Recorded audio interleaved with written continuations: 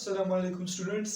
आज हम lecture number 3 start कर रहे हैं। लेक्चर नंबर 2 में हमने सेल वॉल के बारे में पढ़ा था। लेक्चर नंबर 3 में हम सेल मेम्ब्रेन के बारे में स्टडी करेंगे। सेल मेम्ब्रेन के बारे में या इसकी डिफिनीशन के बारे में अगर मैं आपसे पूछूं कि सेल मेम्ब्रेन को डिफाइन करें तो आप कहेंगे कि it is the outer most structure in animal cell and it lies beneath cell wall in plant cell. लेकिन ये इसका लोकेशन है, इसको हम सही तरीके से डिफाइन करेंगे। तो स्टार्ट करते हैं इसकी हिस्ट्री से, फिर इसकी डिफिनीशन की तरफ आते हैं। इसकी हिस्ट्री में दो साइंटिस्ट के नाम याद रखें। हिस्ट्री रॉबर्ट हुक ने सबसे पहले रॉबर्ट हुक ने जब सेल को डिस्कवर किया था तो उसने सेल वॉल और सेल मेम्ब्रेन दोनों के ऊपर स्टडी भी की थी। सो रॉबर्ट हुक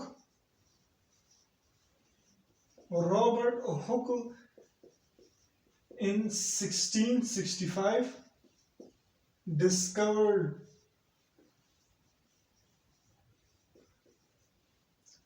cell membrane, लेकिन उसने इसको नाम अलग दिया था and called it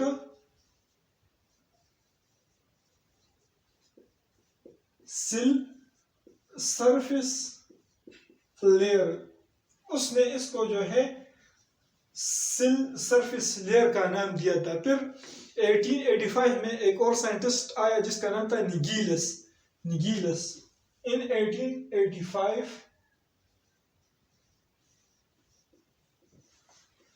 निगीलस coined the term cell membrane. Cell membrane का नाम जो है निगीलस ने दिया था सेल सरफेस लेयर को। अब इसकी डिफिनीशन की तरफ आते हैं। जो ऑर्डिनरी डिफिनीशन है आप जो कहते हैं वो सही नहीं है। डिफिनीशन हम इसको पहले डायग्रामेटिकली एक्सप्लेन करते हैं। यहाँ पर देखिए, मैं यहाँ पर एनिमल सेल का एग्जांपल लेता हूँ। ये हमारे पास एनिमल सेल है। एनिमल सेल में सबसे आउटर मोस्ट जो लेयर है ये इसका लोकेशन है सेल मेम्ब्रेन। ये सेल मेम्ब्रेन है।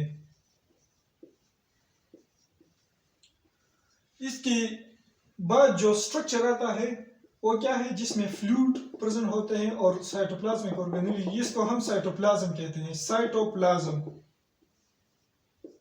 साइटोप्लाज्म तो साइटोप्लाज्म में जो फ्लूइड है वो सेल के अंदर आता है, तो इसको हम इंट्रासेल्युलर फ्लूइड का नाम देते हैं। Intracellular fluid. और यहां पर सेल के बाहर जो फ्लूइड प्रेजेंट होता है इसको हम क्या कहते हैं, इसको हम एक्स्ट्रासेल्युलर फ्लूइड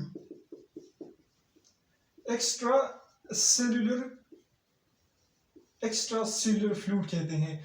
तो सेल मेम्ब्रेन इंट्रासेल्युलर और एक्स्ट्रासेल्युलर के बीच में प्रेजेंट होता है। ये इन दोनों को सेपरेट करता है, अलग करता है। तो इसकी डिफिनीशन क्या है, cell membrane is a membrane which separate the intracellular fluid from extracellular fluid. ये इसका कंसेप्चुअल डिफिनीशन है।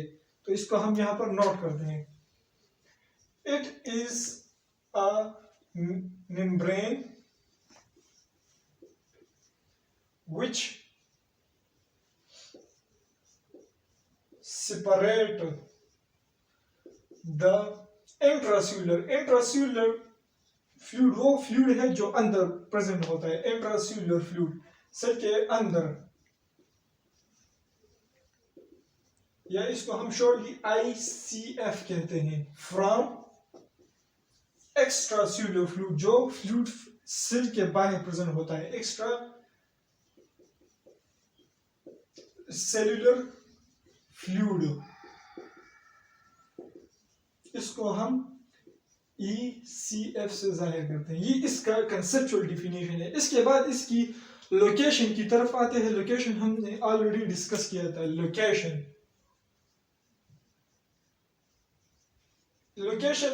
एनिमल सेल में ये क्या है, एनिमल सेल में ये सबसे आउटर मोस्ट लेयर है। एनिमल सेल में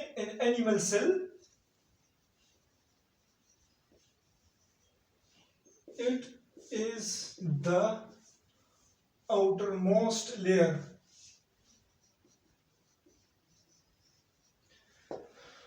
और प्लांट सेल में चूंकि सबसे आउटरमोस्ट लेयर जो है वो सेल वॉल होता है, यहाँ पर देखिए ये प्लांट सेल है, सबसे आउटरमोस्ट जो है ये सेल वॉल है, और इसके नीचे जो है वो सेल मेम्ब्रेन प्रेजेंट होता है, फिर साइटोप्लाज्म और न्यूक्लियस। ये सेल मेम्ब्रेन है, ये किसके नीचे है? सेल मेम्ब्रेन, सेल वॉल के नीचे है। तो इसको हम कैसे लिखेंगे? प्लांट सेल में जो है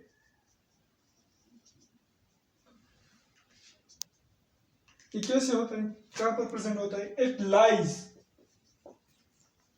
लाइज बीनीथ का मतलब यह है कि नीचे, सेल वॉल के नीचे। It lies beneath cell wall, cell wall के नीचे ये प्रेजेंट होता है। इसके बाद हम इसकी केमिकल कंपोजिशन को स्टार्ट करते हैं। इसकी केमिकल कंपोजिशन हम दो तरीके से करेंगे। एक जो है इसकी टाइप की बेसिस पर क्या क्या प्रेजेंट, और उसके बाद उसकी परसेंटेज की बेस पर। तो सबसे पहले हम इसकी टाइप की बेस पर इसमें क्या क्या प्रेजेंट होता है? प्रोटीन, फर्स्ट नंबर पर प्रोटीन। यहां पर एमसीक्यूज नोट करें।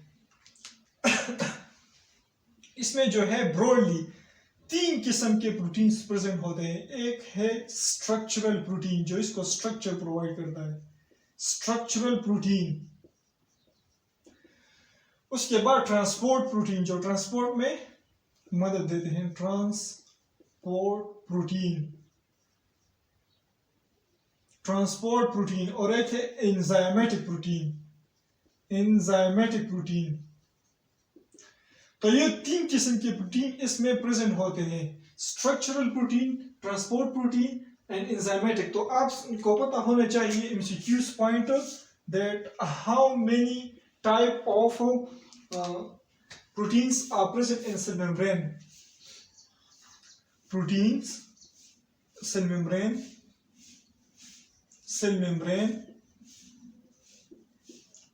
contains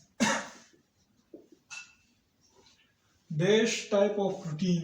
कितने टाइप के प्रोटीन प्रेजेंट सेल मेम्ब्रेन में प्रेजेंट है? तो ये हमारे पास है 3 types of proteins are present in cell membrane. अब हम बात करते हैं लिपिड्स की। लिपिड्स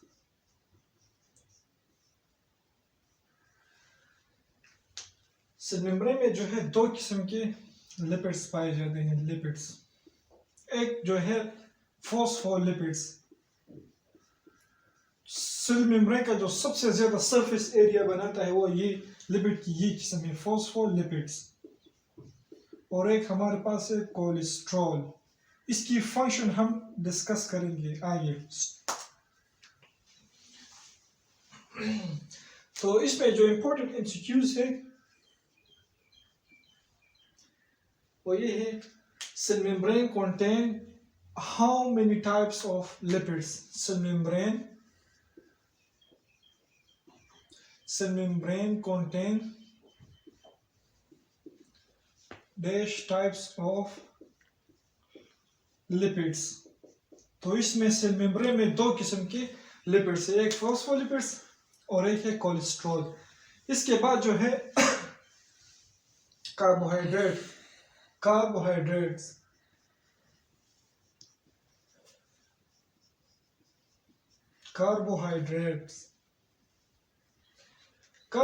इसमें ज्यादातर ओलिगोसेकेराइड पाए जाते हैं।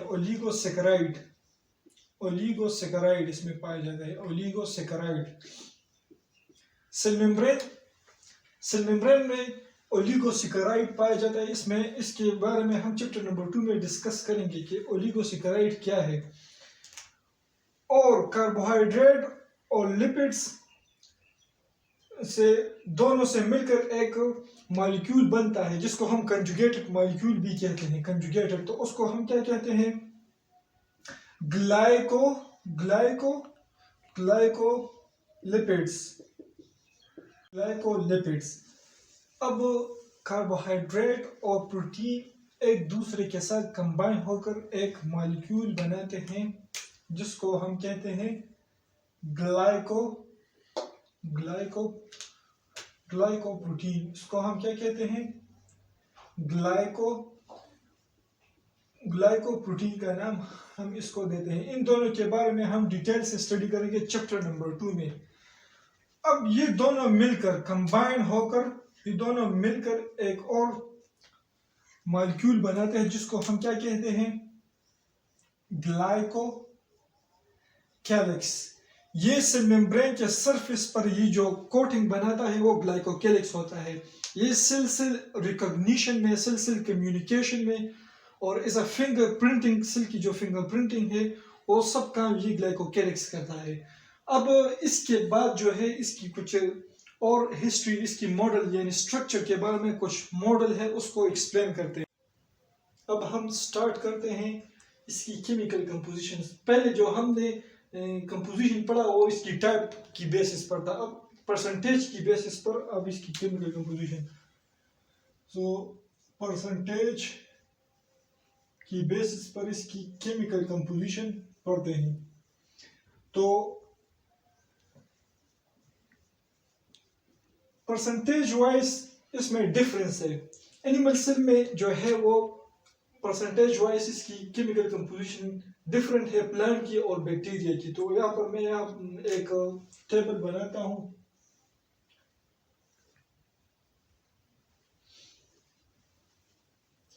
इसी तरह से एक टेबल है यहाँ पर। पहले सबसे पहले हम क्या डिस्कस करेंगे?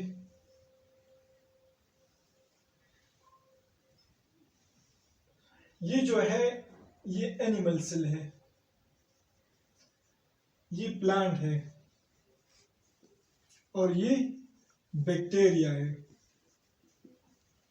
यहाँ पर सबसे पहले हम प्रोटीन की बात करेंगे, फिर कार्बोहाइड्रेट्स और फिर लिपिड्स की। तो प्लांट सेल में जो है, प्लांट सेल में 60 to 80% प्रोटीन होता है और एनिमल सेल में 55% और बैक्टीरिया में जो है, बैक्टीरिया में 52%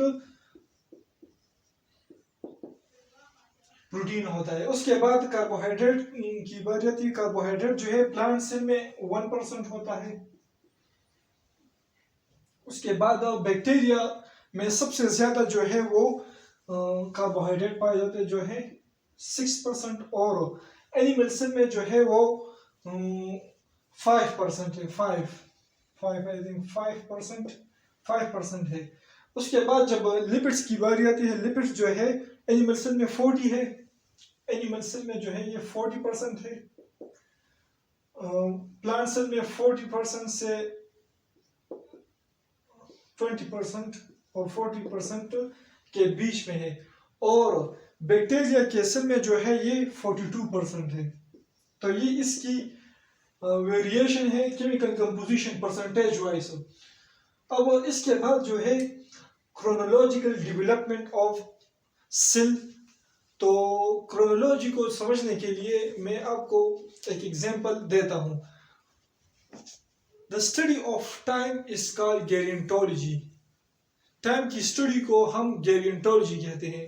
और अगर किसी खास टाइम के बारे में अगर हम बात करें, जैसे कि आपकी बर्थडे है, हर वक्त नहीं होती, साल में एक बार आती है, तो ये एक खास टाइम है। इसी तरह से मेम्ब्रेन की स्ट्रक्चर के लिहाज से डिफरेंट मॉडल जब प्रेजेंट किए गए तो उसमें खास मॉडल थे, उसकी टाइम के बेसिस पर हमने इनको डिवाइड किया है। तो यहाँ पर देखिए, the study of time is called gerontology. Gerontology जो है, गेरियंटोलॉजी ये द स्टडी ऑफ टाइम है, लेकिन हर किस्म के टाइम को गेरियंटोलॉजी कहते हैं। Gerontology the study of time, the study of time is called gerontology. और क्रोनोलॉजी जो है वो मैंने आपको अभी बताया कि स्पेसिफिक टाइम के बारे में जब हम डिस्कस करते हैं तो उसको क्रोनोलॉजी कहते हैं। क्रोनोलॉजी ये क्या है? The study of specific time is called specific, खास। स्पेसिफिक का क्या मतलब है? खास। Time is called chronology. Cell membrane की मॉडल के लिहाज से जो स्पेसिफिक टाइम है उनकी स्टडी को हम क्रोनोलॉजी कहते हैं। तो अब हम chronological development of cell membrane study करते हैं कि डिफरेंट मॉडल किस किस ने प्रेजेंट किए, कब कब प्रेजेंट किए। तो चलिए अब स्टार्ट करते हैं chronological development about cell membrane. Cell membrane की मॉडल के लिए डिफरेंट यानी स्ट्रक्चर के लिए डिफरेंट मॉडल प्रेजेंट किए गए थे। तो सबसे पहले जो मॉडल प्रेजेंट किया गया था वो था 1925 में। 1925 में दो साइंटिस्ट थे, एक का नाम था गोटर्ड एंड दूसरे का नाम था ग्रेंडल।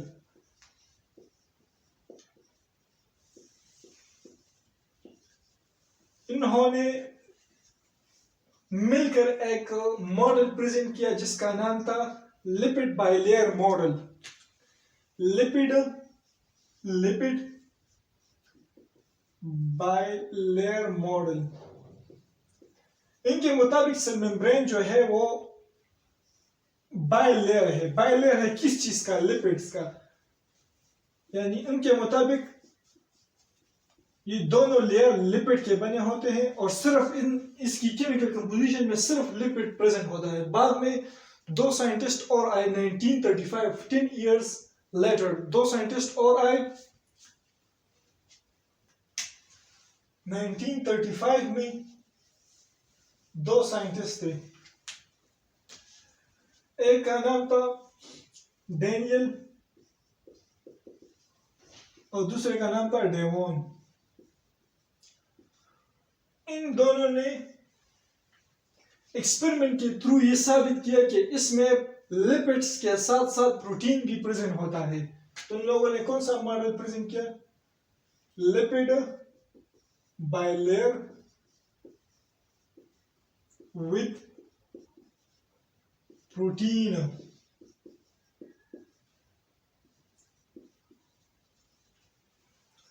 फिर 1959 में एक साइंटिस्ट था। 1959 में एक साइंटिस्ट था जिसका नाम था रॉबर्टसन। रॉबर्टसन ने मॉडल प्रेजेंट किया, लेकिन ये मॉडल जो है इसमें दो स्टेटमेंट थे, एक गलत थी और एक सही था। रॉबर्टसन ने कौन सा मॉडल प्रेजेंट किया था? Unit membrane model. इसमें जो करेक्ट स्टेटमेंट है वो उसकी कंपोजिशन की बेस पर है। करेक्ट स्टेटमेंट जो है वो क्या है कि cell membrane is composed of lipids, proteins and carbohydrates, जो कि सही है। Cell membrane is composed of proteins, lipids and carbohydrates। Carbs मतलब कार्बोहाइड्रेट्स। और जो इनकरेक्ट स्टेटमेंट था वो इसकी परसेंटेज वाइज इन लोगों ने बताया कि सेल मेम्ब्रेन की जो केमिकल कंपोजिशन है वो animal cell membrane, plant cell membrane और बैक्टीरियल सेल मेम्ब्रेन में सेम है, जो कि गलत है। मैंने इससे पहले वो पढ़ाया भी है कि वो प्रोटीन, प्लांट, एनिमल्स और बैक्टीरियल सेल मेम्ब्रेन में डिफरेंट है परसेंटेज वाइज। तो इनकरेक्ट स्टेटमेंट क्या है? Incorrect statement that plants, animals and bacterial cell membrane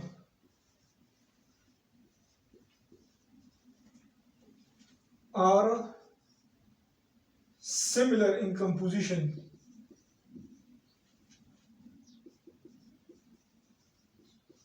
composition किस चीज की? परसेंटेज वाइज, परसेंटेज की बेसिस पर। तो ये भी गलत साबित हुआ। इसके बाद जो है 1972 में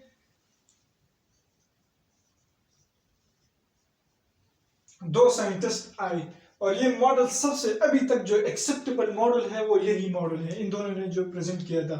एक का नाम था सिंगर और दूसरे का नाम था निकोलसन। 1972 में ये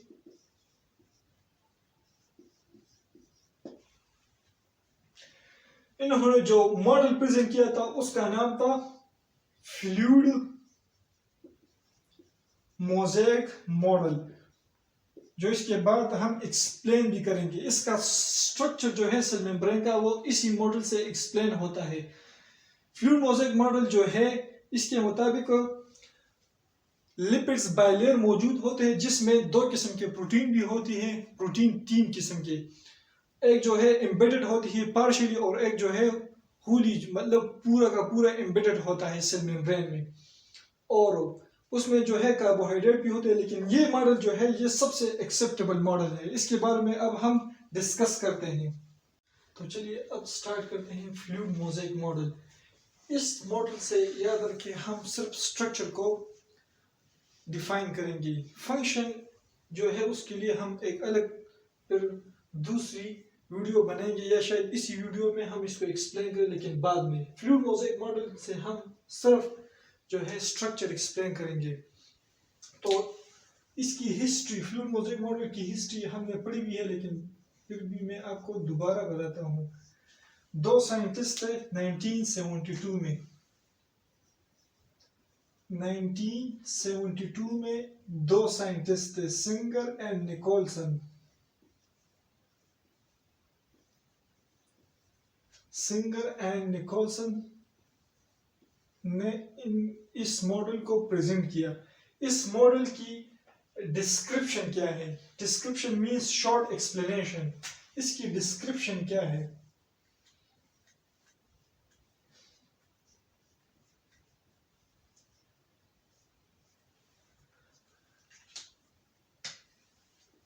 According to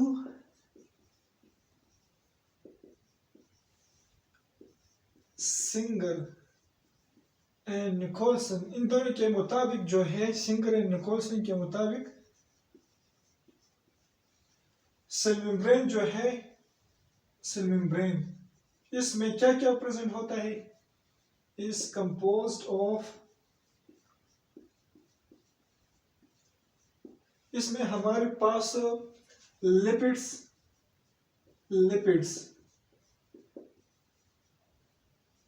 उसके साथ प्रोटीन्स और कार्बोहाइड्रेट्स। याद रखिए इसमें बहुत ही ज्यादा इंपॉर्टेंट एमसीक्यूज, इसमें बहुत ही ज्यादा इंपॉर्टेंट एमसीक्यूज हैं दो। ये जो लिपिड्स है, लिपिड्स जो है ये लिक्विड स्टेट में होता है। लिक्विड,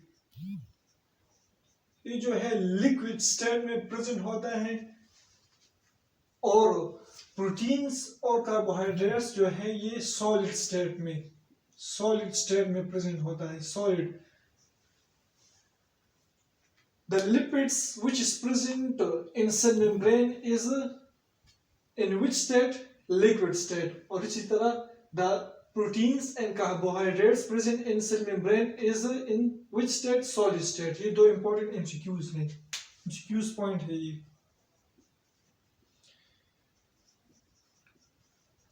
अब इस फ्लूइड मोज़ेक मॉडल की स्टेटमेंट क्या है? स्टेटमेंट इसकी क्या है? स्टेटमेंट, इसकी स्टेटमेंट क्या है?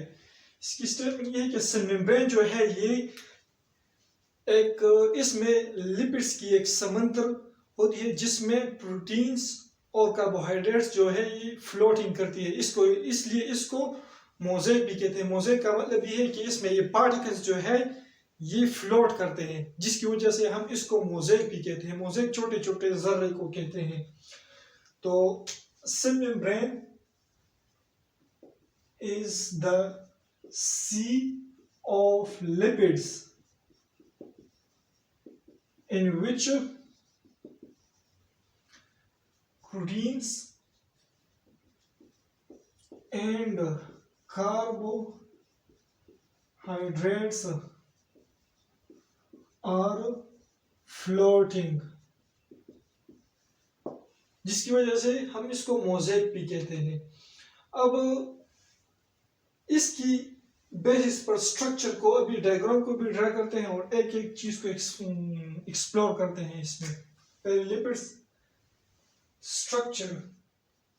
स्ट्रक्चर किस चीज के बेस पर? अकॉर्डिंग टू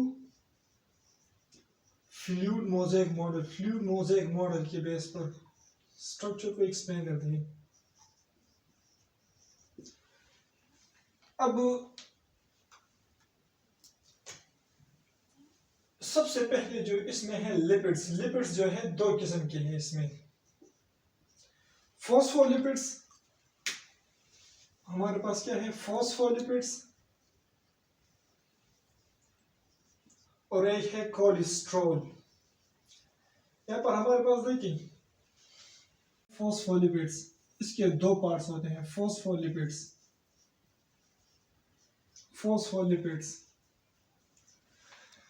इसका डायग्राम देखिए आप। पहले तो ये डायग्राम आप ये देख ले।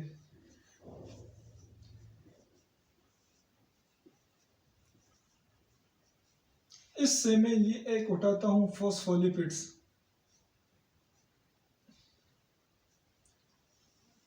ये जो राउंड सा स्ट्रक्चर आपको नजर आ रहा है, ये इसका हेड है, ये इसका हेड है। और ये जो दो स्ट्रक्चर आपको नजर आ रहे हैं, इनको हम टेल बोलते हैं। टेल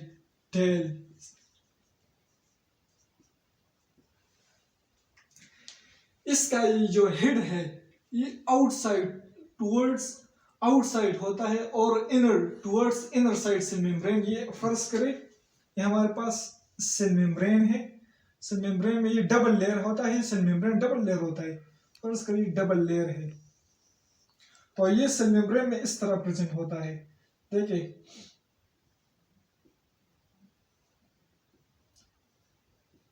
ये इसका हेड और ये टेल है।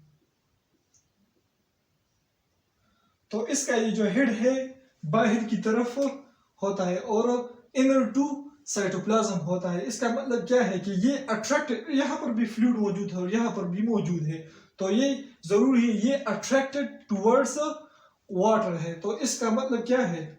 इसको हम क्या कहते हैं? इसको हम कहते हैं हाइड्रोफिलिक। हाइड्रो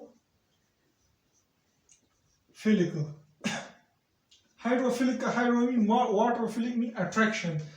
यानी यहाँ पर भी एक्स्ट्रा सेल्युलर फ्लूइड मौजूद होता है और यहाँ पर इंट्रासेल्युलर फ्लूइड मौजूद होता है। तो ये दोनों तरफ है। हेड जो है ये वाटर की तरफ अट्रैक्टेड है और इसका जो टेल है ये मिड में, यहाँ पर जो मिड है सेल मेम्ब्रेन का मिड जो है यहाँ पर प्रेजेंट होता है। ये इसकी टेल है, तो ये वाटर की तरफ अट्रैक्टेड नहीं है, तो इसको हम हाइड्रोफोबिक, हाइड्रो मीन्स वाटर और फोबिक का मतलब है डर, यानी अट्रैक्टेड नहीं है। ये तो हुआ फॉस्फोलिपिड्स। अब कोलेस्ट्रॉल कहां पर होता है? कोलेस्ट्रॉल जो है हमारे पास यहां पर फॉस्फोलिपिड्स को एक दूसरे के साथ जोड़ता है, याद रखिए फॉस्फोलिपिड्स जो है सेल मेम्ब्रेन को फ्लूइडिटी प्रोवाइड करता है और कोलेस्ट्रॉल जो है वो सेल मेम्ब्रेन की स्टेबिलिटी बरकरार रखता है। ये दो इंपॉर्टेंट एमसीक्यूज भी है कि the fluidity of membrane is due to, तो वो फॉस्फोलिपिड्स है, और the stability of cell membrane और फॉस्फोलिपिड स्टेबिलिटी यानी एक दूसरे को एक साथ रखता है। तो सारे सेल मेम्ब्रेन को एक साथ रखता है ये, तो stability of cell membrane is due to cholesterol. ये दो इंपॉर्टेंट एमसीक्यूज है, आप लिख भी सकते हैं। the fluidity of cell membrane, तो ये किस वजह से है फ्लूइडिटी? ये फॉस्फोलिपिड्स की वजह से है। फॉस्फोलिपिड्स की वजह से है, फॉस्फोलिपिड्स। और द स्टेबिलिटी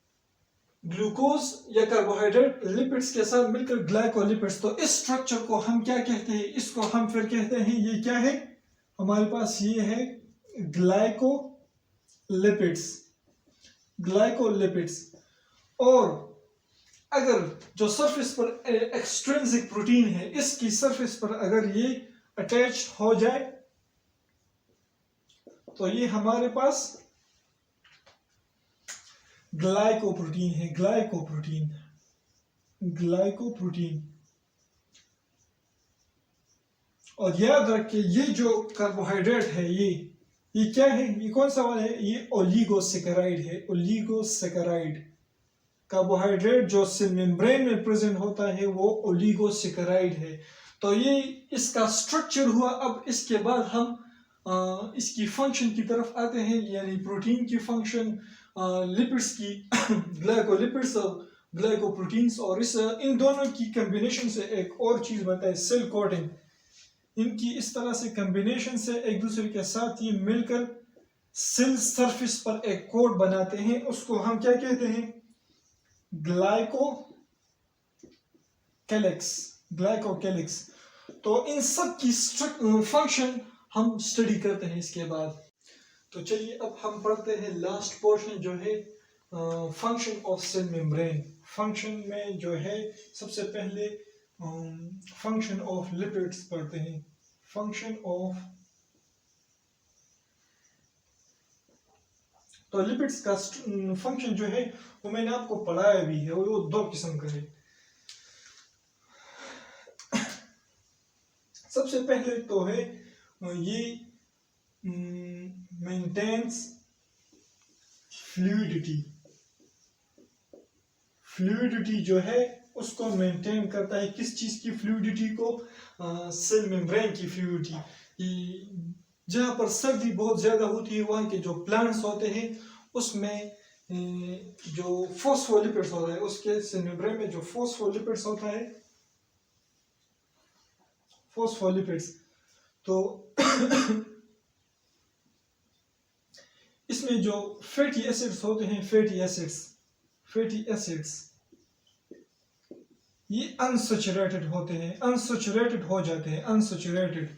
ये प्लांट सेल जो है अपनी सेल मेम्ब्रेन में अनसैचुरेटेड फैटी एसिड्स जो है, अनसैचुरेटेड फैटी एसिड को इंक्रीज करता है, क्योंकि इसका मेल्टिंग पॉइंट जो है, मेल्टिंग पॉइंट, इसका मेल्टिंग पॉइंट बहुत ज्यादा है, मेल्टिंग पॉइंट, इसका मेल्टिंग पॉइंट बहुत ज्यादा है। तो इस वजह से ये मेंटेन करता है क्या? सेल मेम्ब्रेन की फ्लूइडिटी, और ये फॉस्फोलिपिड करता है। और इसके बाद जो कोलेस्ट्रॉल है, तो इसकी फ्लूइडिटी की वजह से ये आपस में इनको क्या करते हैं? स्टेबलाइज करते हैं, एक दूसरे के साथ जोड़ते हैं। क्योंकि अगर ये बहुत ज्यादा फ्लूइडी हो जाए तो एक दूसरे को छोड़ के ना जाए, इसलिए इनके बीच में वो प्रेजेंट होता है और स्टेबल करता है एक दूसरे के साथ। ये तो हुआ इसकी स्टेबिलिटी और फ्लूइडिटी। अब ये ट्रांसपोर्ट में भी मदद करता है। फर्ज करें ये जो लिपिड्स होते हैं, ये जो सब्सटेंसेस बाहर से आते हैं और वो लिपिड सॉल्युबल हो, तो सिर्फ उसके लिए ये परमिएबिलिटी शो करता है। परमिएबिलिटी मतलब ये उनको आसानी से अंदर लाता है, और परमिएबिलिटी उसको हम नाम देते हैं परमिएबिलिटी।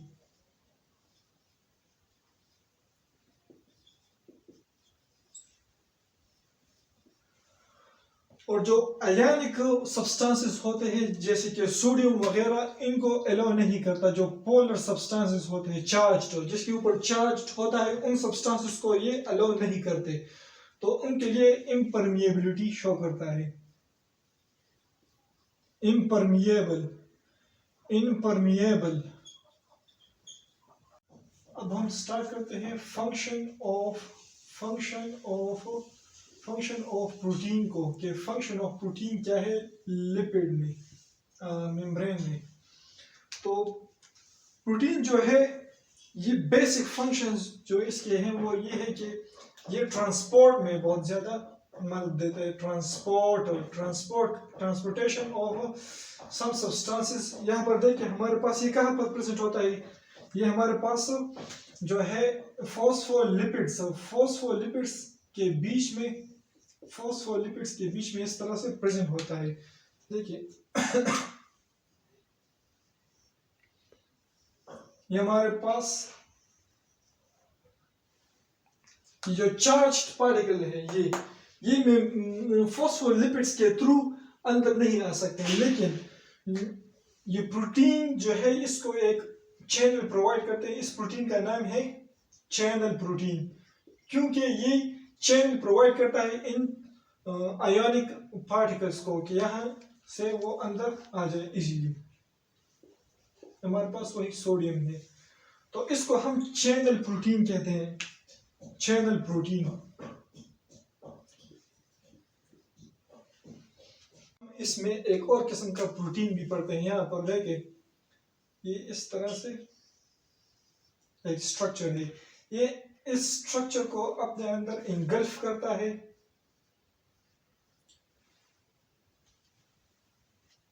और फिर यहाँ पर बाहर निकालता है। इसके साथ पहले मिल जाता है, फिर उसको अंदर की तरफ लाते हैं। तो इसको हम क्या कहते हैं, इसको हम कैरियर प्रोटीन कहते हैं। कैरियर प्रोटीन ये क्या है हमारे पास, ये कैरियर प्रोटीन है।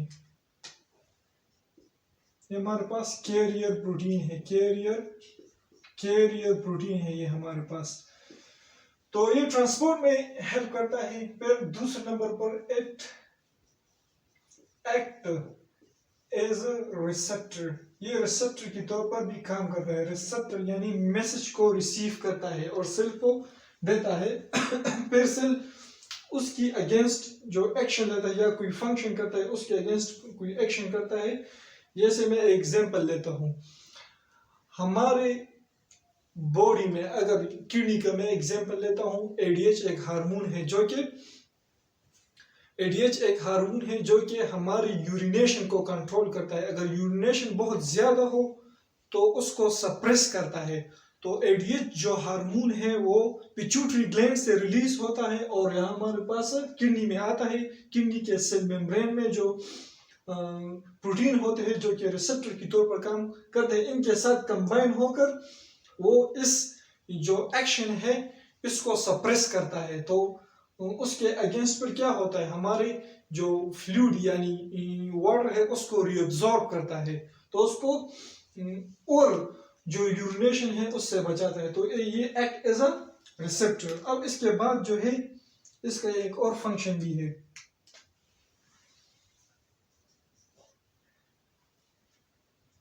जो act as a antigen protein function में ये एक रहता है। एंटीजन का मतलब ये है, फर्ज करें मैं एक दूसरे बंदे को अपना ब्लड डोनेट करता हूँ, तो ये जो प्रोटीन है ये ब्लड ग्रुप को भी डिसाइड करता है। फर्ज करें मेरा ए पॉजिटिव है, उसका बी पॉजिटिव है, तो इससे पता चलता है एंटीजन ए एंटीजन बी, ए या बी पॉजिटिव इसका होना एंटीजन पर इन्हिसार करता है।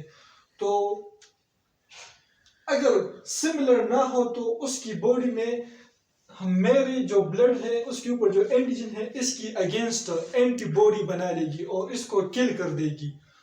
तो एंटीजन का सेम होना भी लाजमी है। अब इसके बाद जो फंक्शन रहते हैं दूसरे कंपोनेंट का, वो है फंक्शन ऑफ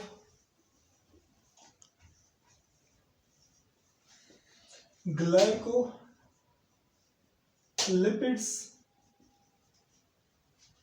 एंड ग्लाइकोप्रोटीन्स। इन दोनों का फंक्शन तकरीबन सेम ही है।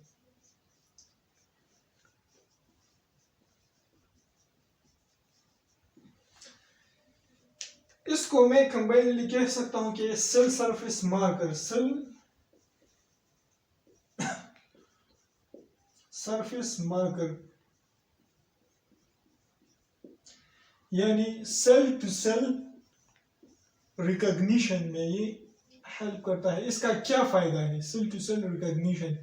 फर्ज करें सेल में दो सेल है डिफरेंट और उसमें जो है प्रोटीन भी मुख्तलिफ किस्म के ही होते हैं, लेकिन फर्ज करें प्रोटीन दो किस्म के सेल मेम्ब्रेन में एक किस्म का प्रोटीन हो और उसके ऊपर जो है लिपिड्स या कार्बोहाइड्रेट्स अटैच्ड हो, तो वो ग्लाइकोप्रोटीन बनाता है।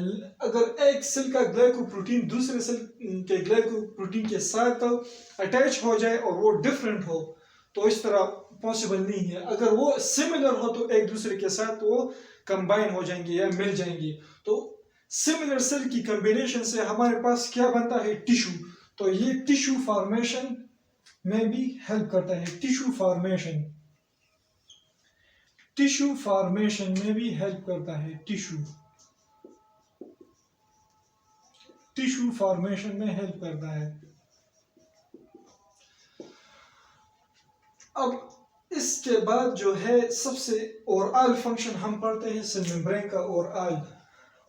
ओवरऑल फंक्शन, इसमें ज्यादातर ट्रांसपोर्ट की हम बात करेंगे। ओवरऑल फंक्शन में जो है सेल के अंदर जो फूड या कोई चीज रिक्वायर्ड हो तो उसको अंदर लाने के लिए जो प्रोसेस है उसको भी कंट्रोल करता है। और सेल्स के अंदर जो मेटाबॉलिक एक्टिविटीज होती है तो उसकी रिमूविंग के लिए भी ये इंपॉर्टेंट है। तो एक्सक्रीशन भी करता है,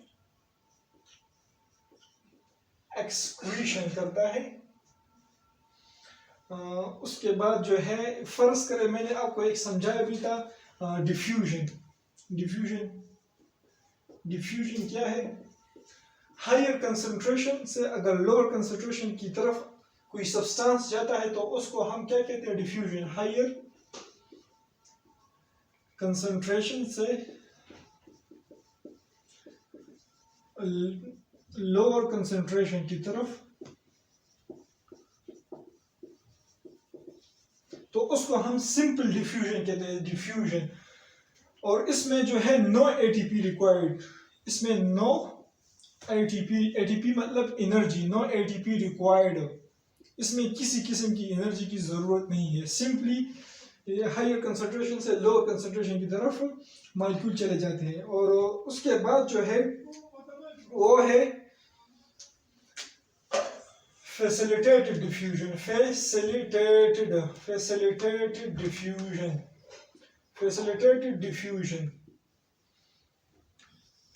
फैसिलिटेटेड डिफ्यूजन जो है वो सिंपल डिफ्यूजन के बिल्कुल अपोजिट है। फैसिलिटेटेड डिफ्यूजन जो है इसमें लोअर कंसंट्रेशन से हायर कंसंट्रेशन की तरफ जाते हैं substances, from lower concentration to higher. और इसको एक दूसरा नाम भी देते हैं हायर कंसंट्रेशन की तरफ, तो इसको एक दूसरा नाम भी देते हैं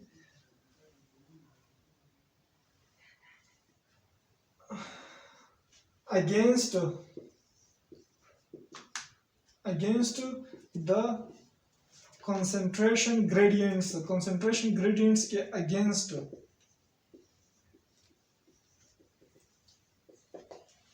और इसमें जो है क्योंकि ये लोअर से हायर की तरफ जाता है तो उसमें जो है एटीपी इज रिक्वायर्ड, एनर्जी जो है इसमें रिक्वायर्ड है। अब ये तो ये जो है ये सिंपल पार्टिकल्स यानी छोटे छोटे जो पार्टिकल्स हैं उनके लिए। अब इसमें एक और ट्रांसपोर्ट है जिसको हम बल्क ट्रांसपोर्ट कहते हैं। बल्क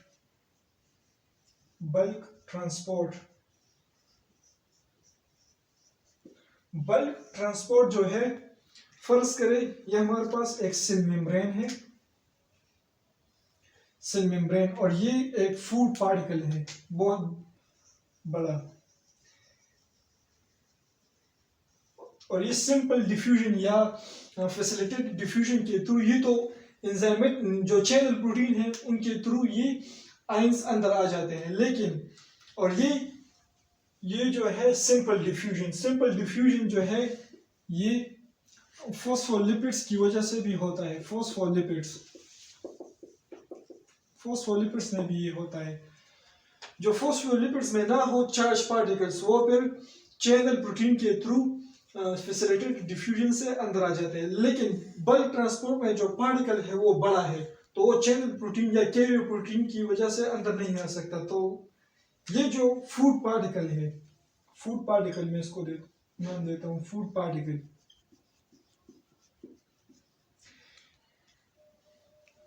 इसके लिए ये जो मेम्ब्रेन है ये अंदर की तरफ इन्वेजिनेट हो जाएगा, अंदर की तरफ, अंदर की तरफ इन्वेजिनेट हो जाएगा थोड़ा थोड़ा। और आखिर में इस तरह से फोल्डिंग होकर ये क्या बनाएगा, सेल इसको इनगल्फ कर लेगा और फूड वैक्यूल, अब ये एक फूड वैक्यूल बन गया है, फूड वैक्यूल, इसको हम नाम देते हैं फूड वैक्यूल। तो इस प्रोसेस को हम क्या कहते हैं, इसको हम कहते हैं एंडोसाइटोसिस, इसको हम नाम देते हैं एंडोसाइटोसिस, एंडोसाइटोसिस। और इसके दो टाइप से, किस चीज के बेस पर, फर्ज करें एक है पिनोसाइटोसिस और एक है फेगोसाइटोसिस।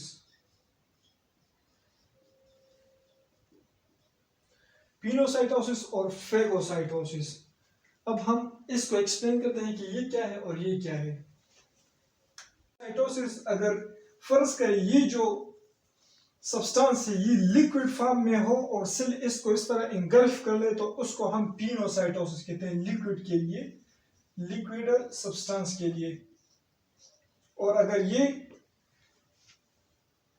सॉलिड फॉर्म में हो, जिस सब्सटेंस को सेल मेम्ब्रेन ने इंगल्फ किया है, तो उसको हम फेगोसाइटोसिस कहते हैं, ये सॉलिड सब्सटेंस के लिए है। अब ये तो एंडोसाइटोसिस हुआ। अब जो मेटाबॉलिक एक्टिविटी सेल के अंदर होती है और सेल इसको एक्सक्रीट करना चाहे, रिमूव करना चाहे, तो वो उसके इसके बिल्कुल अपोजिट है। इस तरह से ये उसको हम पढ़ेंगे गोल्जी बॉडी लाइसोसोम वगैरह में। लेकिन ये जो फूड वैक्यूल है इस तरह से ऊपर की तरफ जाएगा सेल मेम्ब्रेन के साथ मिलकर, और इस तरह से सेल मेम्ब्रेन ऊपर की तरफ इन्वेजिनेट होकर फिर इस तरह से वैक्यूल बनाकर बाहर की तरफ निकाल देगा। इस प्रोसेस को हम क्या कहते हैं, एक्सोसाइटोसिस। यानी इस प्रोसेस के बिल्कुल अपोजिट है।